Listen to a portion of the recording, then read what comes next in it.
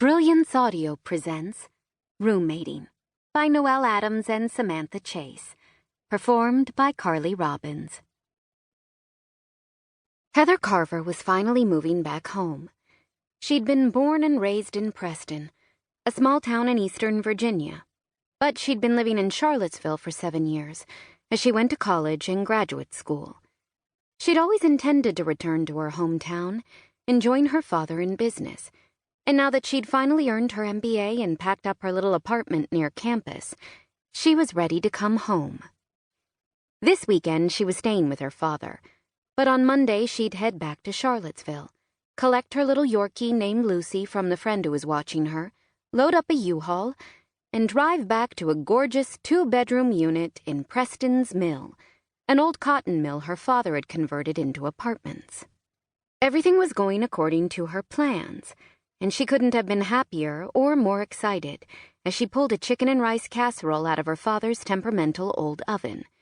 He owned Carver's Restoration and Construction, a very successful company that specialized in high-end and historical restoration work, but he couldn't be bothered to replace the appliances in his own kitchen. "It's done," she called out to her father, who was watching the news in the living room. "No oven catastrophes tonight." One never knew whether the oven would decide to complete a dish in half the time, or not at all. "Great!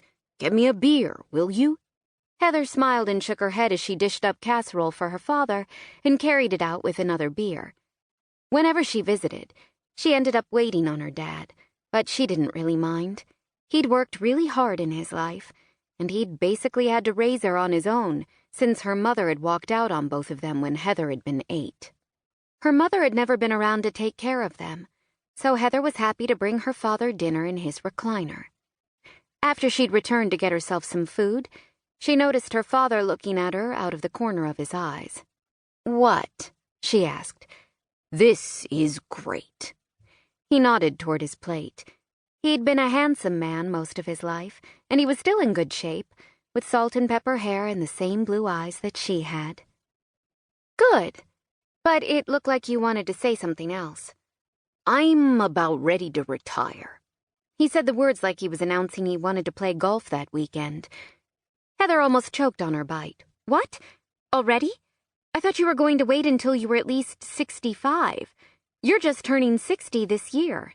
"I know, but I'm tired, and I want to have the freedom to do the things I want to do.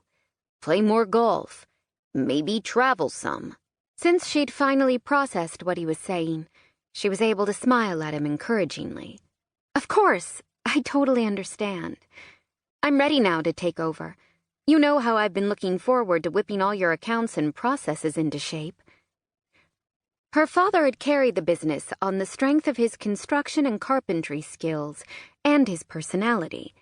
His paperwork had always been very sloppy, and Heather had been helping out with the business aspects of the company since she was in high school. When he just took another bite of casserole, she added, "You should definitely retire and take it easy now, if that's what you want." "Yeah, but I'm worried."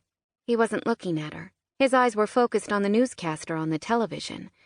She'd been about to take a swallow of beer, but now she stiffened her shoulders, feeling a flicker of worry for the first time. "What are you worried about? I'm really good at this stuff. I was near the top of my class in the MBA. You know that." "I know, but you can't do the hands-on stuff."